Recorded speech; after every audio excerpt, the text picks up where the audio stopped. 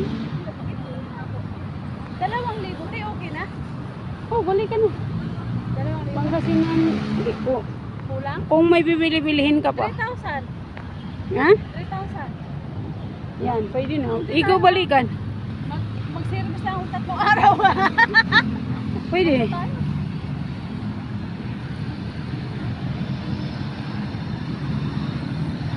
Pwede.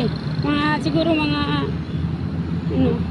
Siyempre, magkano lang 5,000. pamasahin natin? Malayo pa Pangasinan? Doon lang. Mga 8 oras yata galing dito.